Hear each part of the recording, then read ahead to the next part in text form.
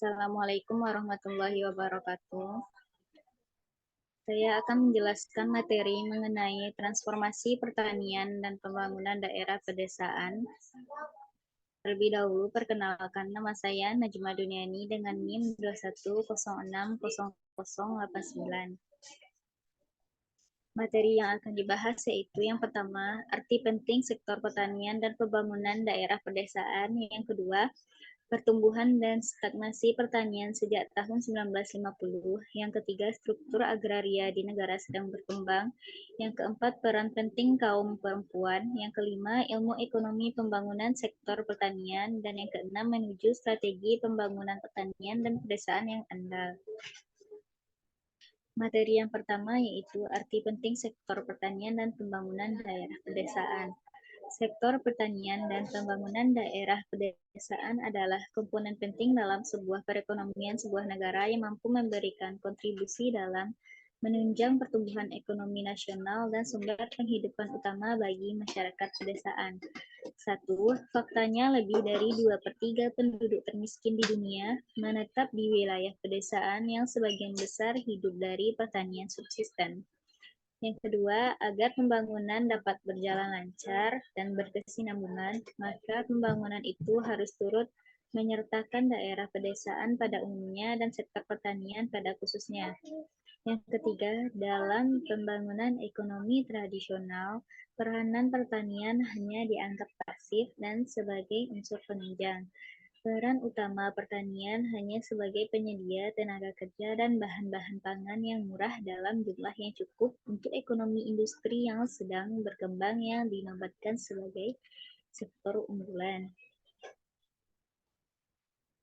Suatu strategi pembangunan ekonomi yang dilandaskan pada prioritas pertanian dan ketenaga kerjaan paling tidak memerlukan 3 unsur pelengkap dasar, yakni yang pertama, percepatan pertumbuhan output melalui serangkaian penyesuaian teknologi, kelembagaan dan insentif harga yang khusus dirancang untuk meningkatkan produktivitas petani kecil. Yang kedua, peningkatan permintaan domestik terhadap output pertanian yang dihasilkan dari strategi pembangunan perkotaan yang berorientasi pada tenaga kerja. Yang ketiga, diversifikasi kegiatan pembangunan daerah pedesaan yang bersifat padat karya, non-pertanian yang secara langsung dan tidak langsung akan menunjang dan ditunjang oleh masyarakat pertanian. Materi yang kedua yaitu pertumbuhan dan stagnasi pertanian sejak tahun 1950. Pertumbuhan dan stagnasi pertanian sejak tahun 1950 mengacu pada perkembangan sektor pertanian dalam ekonomi global selama lebih dari setengah abad terakhir. Periode ini ditandai oleh beberapa tren dan perubahan signifikan dalam produksi, konsumsi, dan perdagangan produk pertanian. Yang pertama, pertumbuhan pertanian sejak tahun 1950. Pada awalnya, pertumbuhan pertanian di seluruh dunia mengalami peningkatan yang signifikan pada tahun 1950-an dan 1960-an, disebut sebagai revolusi hijau. Hal ini didukung oleh pengembangan teknologi baru dalam bidang pertanian, seperti penggunaan pupuk, pestisida, irigasi, dan bibit tanaman yang lebih unggul.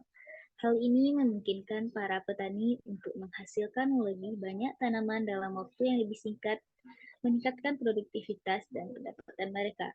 Di sisi lain, keberhasilan ini juga memunculkan beberapa masalah baru seperti masalah kesehatan dan lingkungan yang diakibatkan oleh penggunaan bahan kimia dalam pertanian. Yang kedua, stagnasi pertanian sejak tahun 1950. Namun, pertumbuhan pertanian global ini tidak berlangsung selamanya.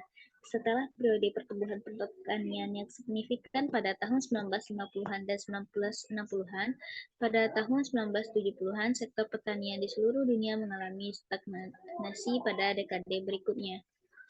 Faktor yang menyebabkan stagnasi ini termasuk kurangnya investasi di sektor pertanian, keterbatasan lahan yang tersedia, kekurangan air dan sumber daya alam lain, masalah ketergantungan pada petani kecil dan teknologi tradisional, serta penurunan permintaan di pasar global. Di samping itu, terdapat juga masalah ketidakseimbangan antara ketersediaan bahan dan permintaan di berbagai negara yang mengakibatkan beberapa negara mengalami kelaparan dan kekurangan pangan, sementara negara lain mengalami kelebihan produksi pangan. FAO PBB berulang kali telah memperingatkan akan adanya bencana kekurangan pangan yang gawat. Yang ketiga, pada 1990-an terjadi perubahan signifikan dalam perdagangan produk pertanian, dengan negara-negara maju memperkenalkan kebijakan liberalisasi perdagangan yang bertujuan untuk mempromosikan perdagangan bebas dan meningkatkan akses pasar untuk produk mereka yang memperburuk situasi pertanian di negara berkembang. Lalu yang ketiga, penyebab utama dari semakin buruknya kinerja pertanian di negara berpendapatan rendah adalah terabaikannya sektor yang sangat penting ini di dalam perumusan prioritas pembangunan oleh pemerintah negara-negara berkembang sendiri. Diperparah lagi dengan gagalnya pelaksanaan investasi perekonomian industri perkotaan. Materi yang ketiga yaitu struktur agraria di negara sedang berkembang. 3 sistem pertanian. Menurut Alain de Genevery dan koleganya dalam World Development Report 2008 dari Bank Dunia, terdapat 3 situasi berbeda yang terjadi di negara-negara berkembang. Yang pertama, dalam negara-negara yang berbasis pertanian, pertanian masih menjadi sumber utama pertumbuhan ekonomi. Yang kedua, sebagian besar penduduk desa di dunia sekitar 2,2 miliar jiwa tinggal di negara-negara yang sedang bertransformasi.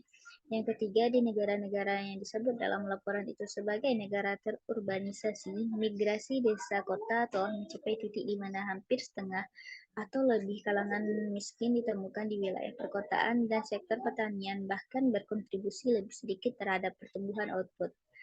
Petani kecil di Amerika Latin, Asia, dan Afrika. Pola kepemilikan lahan yang sangat timpang mulai ditemui di negara Amerika Latin dan sebagian di negara Asia.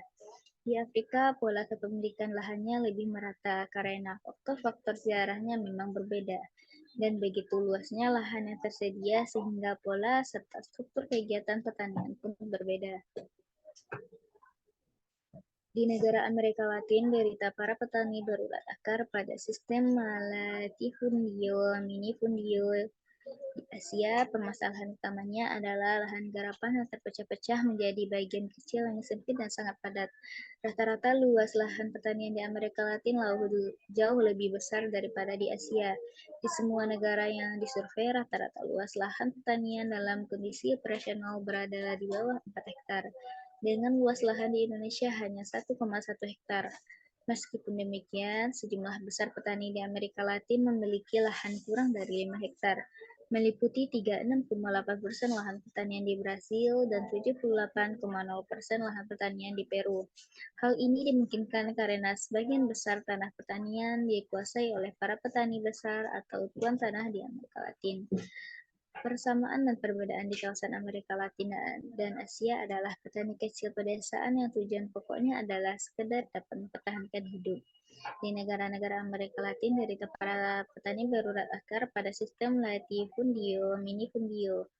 Di Asia, permasalahan utamanya adalah lahan garapan yang terpecah-pecah menjadi bagian kecil yang sempit dan padat. Pada dasarnya, latifundio adalah pertanian besar yang bisa memperkerjakan lebih dari 12 orang pekerja. Sedangkan minifundio adalah unit usaha pertanian terkecil yang memperkerjakan 2 pekerja. Petani subsisten dan perluasan peladangan di Afrika. Pertanian subsisten ialah pertanian di mana produksi tanaman, pemeliharaan hewan, dan kegiatan lainnya dilakukan untuk konsumsi pribadi. Karakteristik pertanian subsisten dengan produktivitas yang rendah dari kebanyakan petani tradisional Afrika merupakan akibat dari kombinasi ketiga kekuatan historis yang membatasi pertumbuhan output pertanian. Yang pertama, meski terdapat sebagian lahan subur, potensial untuk bercocok tanam dan tidak digunakan, hanya sebagian kecil wilayah yang dapat ditanami dan disiangi oleh keluarga petani jika hanya menggunakan aneka peralatan tradisional seperti bajak bergagang pendek, kapak, dan pesel yang bergagang panjang atau panga. Di sejumlah negara, pemanfaatan tenaga hewan tidak dapat dilakukan karena wabah lalat setse atau kekurangan rumput atau tanaman pakan ternak di musim kering yang berkepanjangan.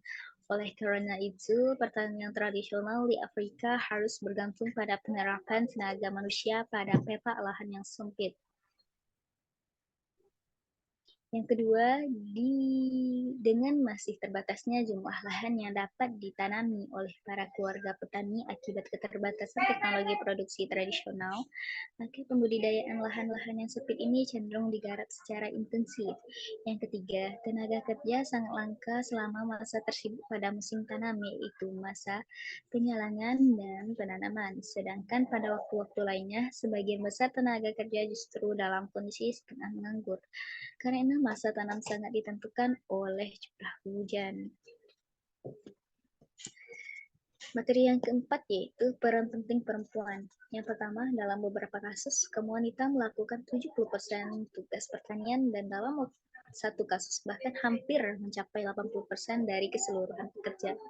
Yang kedua, selama ini kaum perempuan telah memberikan kontribusi yang besar dan penting dalam ekonomi pertanian, khususnya dalam sektor tanaman komersial, cash crops. Pentingnya penerapan dan fungsi ekonomi kaum wanita tersebut dibuktikan oleh keberhasilan dari program-program pembangunan yang melibat partisipasi perempuan secara penuh. Yang ketiga, berbagai hasil studi mengenai alokasi waktu perempuan dalam mengerjakan berbagai tugas mengakui mengenai betapa besar dan pentingnya kontribusi perempuan bagi perekonomian pedesaan. Lalu dampak ketidaksetaraan gender dalam pertanian, yaitu yang pertama, pihak laki-laki mengendalikan pendapatan dari tanaman komersial. Yang kedua, posisi tawar laki-laki semakin meningkat. Yang ketiga, pengaruh pada orang dewasa dan anak-anak. Lalu porsi pendapatan yang lebih besar oleh pihak istri, kesehatan dan pendidikan anak. Lalu realokasi input dalam rumah tangga pertanian, efisiensi yang terganggu akibat ketidaksetaraan gender. Selanjutnya, manfaat program pemberdayaan perempuan pedesaan. Yang pertama, perpindahan dari tanaman subsisten ke komersial, pendapatan tambahan dari pengorbanan tanaman pangan, argumen efisiensi ekonomi mendukung program perempuan pedesaan, kendala dalam program pemerintah, hak kepemilikan lahan dan pendapatan perempuan, hambatan budidaya, dan sosial. Lalu materi yang kelima yaitu ilmu ekonomi pembangunan sektor pertanian. Yang pertama, pertanian subsisten sudah dijelaskan pada materi keempat. Lalu yang kedua, transisi menuju pertanian campuran dan teridentifikasi. Transisi menuju pertanian campuran adalah proses perubahan sistem pertanian dari pertanian tunggal menjadi pertanian campuran. Pertanian campuran mengacu pada praktik menanam beberapa jenis tanaman secara bersamaan pada satu lahan. Hal ini memiliki beberapa keuntungan seperti meningkatkan produktivitas tanah, mengurangi risiko kerugian hasil panen akibat gangguan hama atau penyakit, mengurangi kebutuhan akan input-input seperti pupuk dan pestisida, dan meningkatkan pendapatan petani dengan memproduksi berbagai jenis tanaman atau komoditas. Lalu yang ketiga, dari divergensi ke spesialisasi. Pertanian komersial modern lebih dikenal seperti itu. Dari divergensi ke spesialisasi mengacu pada transisi dari pertanian tradisional yang didasarkan pada keanekaragaman jenis tanaman dan kegiatan produksi subsisten ke pertanian yang lebih modern dan berorientasi pada pasar dan dengan spesialisasi pada produksi komoditas baru. Pertanian komersial modern adalah jenis pertanian yang bertujuan untuk memproduksi hasil pertanian yang tinggi dengan mengadopsi teknologi modern, manajemen yang terintegrasi, dan penerapan standar internasional dalam produksi dan pemasaran. Lalu materi yang terakhir yaitu menuju strategi pembangunan pertanian dan pedesaan yang andal. Beberapa syarat pokok apabila tujuan utama pembangunan pertanian dan daerah pedesaan di negara adalah untuk memperbaiki taraf hidup masyarakat di pedesaan melalui peningkatan pendapatan, total produksi, dan produktivitas petani kecil.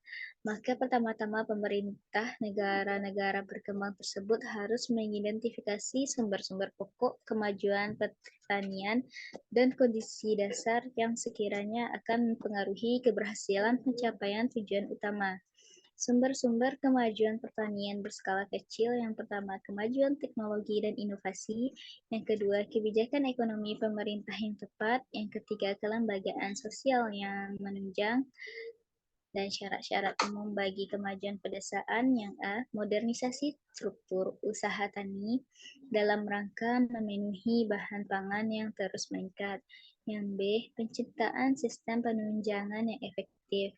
Yang C, perubahan kondisi sosial pedesaan guna memperbaiki taraf hidup masyarakat. Pentingnya reformasi pertahanan. Yang pertama, pembangunan pertanian yang sukses memerlukan kerjasama antara pemerintah dan semua petani, tidak hanya petani besar. Pemberian hak kepemilikan atau penggarapan lahan yang terjamin kepada petani individual penting karena keterikatan emosional petani pada lahan mereka. Reformasi pertanian sering menjadi langkah pertama untuk mengurangi ketimpangan pendapatan dan mendukung pertanian di negara berkembang. Lalu kesepakatan tenaga reformasi pertanian. Kesepakatan luas bahwa reformasi pertahanan penting bagi kemajuan pertanian dan pedesaan yang bertujuan mengentaskan kemiskinan. Lalu ketimpangan pendapatan yang meningkat dan pertumbuhan penduduk yang cepat memperparah kebutuhan akan reformasi. Empiris menunjukkan bahwa retribusi lahan meningkatkan lapangan kerja, pendapatan, produksi pertanian, dan efisiensi sumber daya. Hambatan dalam pelaksanaan reformasi. Yang pertama, pasar kredit yang tidak berfungsi dengan baik untuk petani kecil. Harga lahan terlalu tinggi karena kepemilikan lahan memberikan manfaat lain selain mendapatkan pendapatan dari petani. Tekanan politik dari pemilik lahan yang berkuasa dengan menghambat implementasi reformasi. Sekian materi yang dapat saya sampaikan. Assalamualaikum warahmatullahi wabarakatuh.